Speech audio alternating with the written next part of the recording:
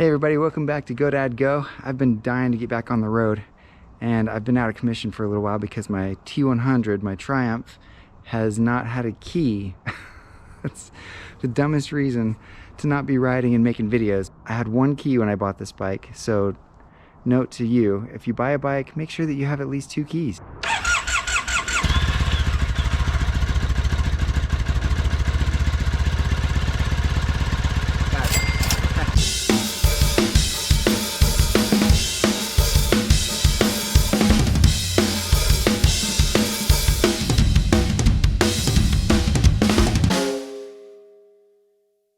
I'm getting this thing back on the road for under $100 today.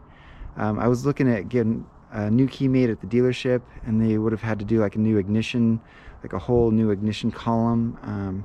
Probably would have been a few $100s. I got quotes for over $300, and this is a really simple thing to do on an old bike like this. This is a 2005, so nothing crazy electrical as far as the ignition goes, so it's super easy to fix. This is all it is. I'm going to show you. So I had to take the headlight off in order to get to this ignition switch right here, but it's just this cover, and that's holding on this piece right here that rotates and turns your lights on. And then right there, you just need an Allen wrench and a screwdriver. This thing comes right out, and that's all it is. I took this to a locksmith in Salt Lake City. They made a new key within like 20 minutes and I was out of there. Okay, moment of truth. I'm gonna see if this worked.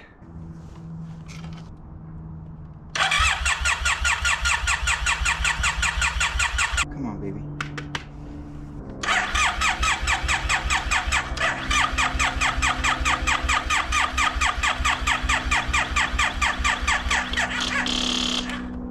All right, so I might need to charge the battery. It's been sitting too long, but we're gonna get this baby back on the road.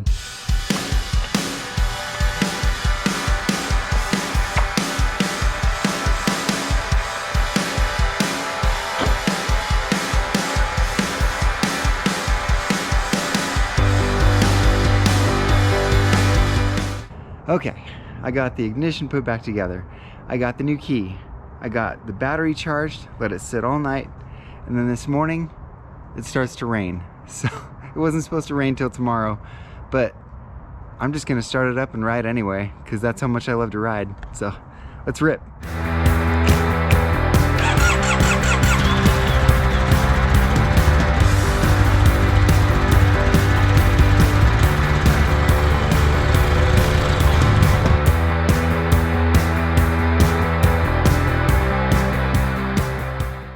Oh yeah, back on the road. It's only taken me like 2 months, almost 3 months to get a key. I'm so excited to be back on the road. As soon as I saw this bike, it was on the classified ad, and I saw it like, I think an hour after it posted, and I just couldn't even believe what I found. These are hand painted. If you look right under the seat down here, if you take the seat off, you can see a signature. These are hand-painted lines. I just love the coloration of it. I found one that was black and red, and that one was really sick, but I love these bikes. I wanted to start out on a modern classic. This is my first full-size motorcycle. I had a Honda Monkey before this that I was learning on, because I've ridden motorcycles before. I've ridden friends' bikes and dirt bikes and scooters and stuff, but it's not the same. Like, it's not the same as getting on a full-size, like this is an 863 or 865. I can't remember the cc's on this, but it's a good sized bike, man. It doesn't look like much. It looks more like a 400 or 500 from just looking at the outside, but it's got an engine in there, and it's quick.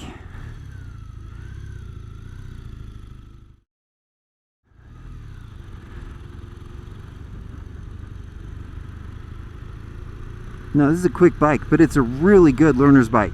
Like, I felt right at home getting on this thing, and people say that Triumph Bonnevilles are kind of top heavy. I can kind of see that, like you sit up a little bit higher than say like an Indian Scout. I was looking at an Indian Scout as my first bike, and I think I've ridden Indians, and those are really good to start out on because they're a little bit lower, and it kind of seems like a heavy bike, but you get on it and they're super nimble.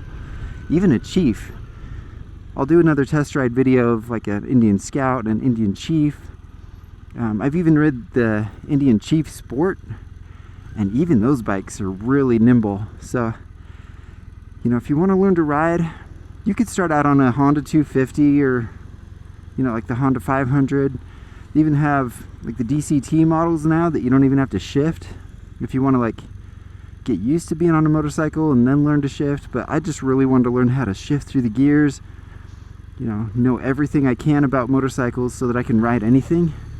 So if you're like me, you want to figure out how to ride a motorcycle, this is something you're going to do for your whole life, and it's not just like a fad or a trend right now that you want to do with your friends. Like, if you're going to ride for life, you got to get a bike that has gears, learn to shift, learn how to maneuver, and maybe you work your way up.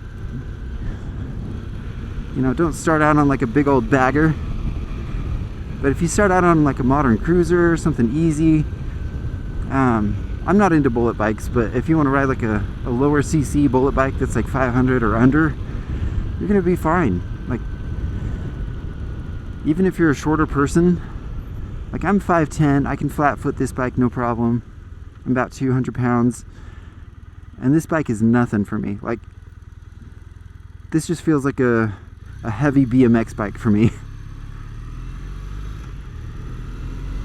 But man, these bikes are super nimble. Like, even in the rain, I'm not afraid to throw this thing around. This car's coming out. Stop, dude. Thank you, sir. But like, I'm not afraid to ride this bike on the rain because, like, if it was a super lightweight bike, like my Honda Monkey, I was a little bit nervous riding on wet roads, even though that has like semi-off-road tires. I wish I could have done more videos before I sold it, but that bike, like, it's heavy enough where you feel grounded, and it's super easy to maneuver. That's even easier to get started on a Honda Monkey if you want to ride motorcycles. But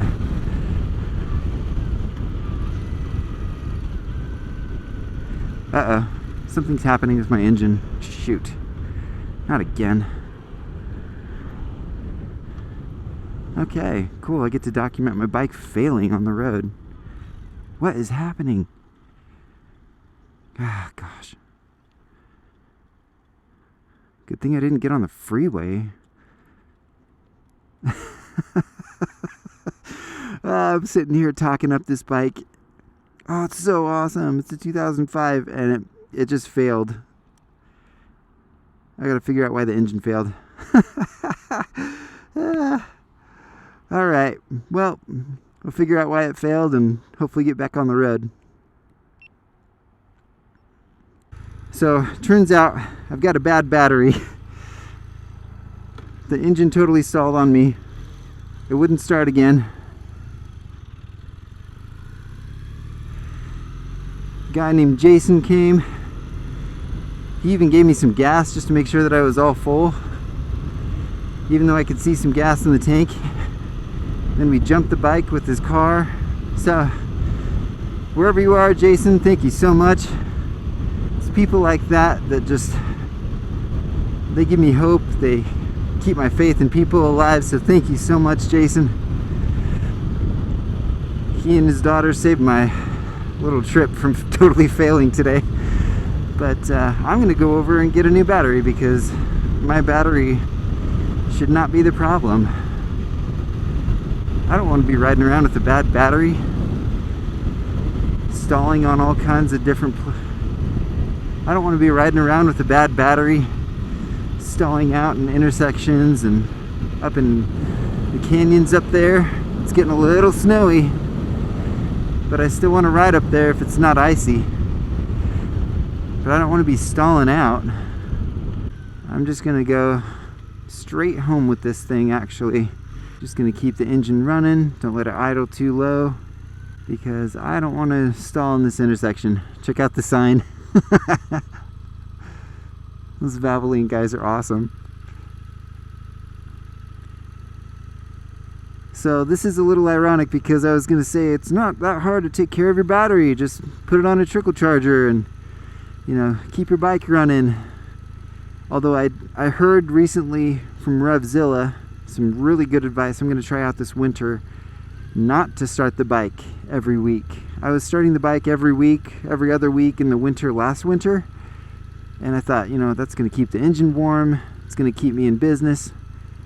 And turns out it's better just to take the battery out, because, you know, living here in Utah, I don't have a garage, so the bike's sitting in a carport, and I want to take good care of it, so I was just starting the bike up every week, every other week, like I said. And RevZilla was saying it's better just either keep the bike on a trickle charger or just take the battery out altogether.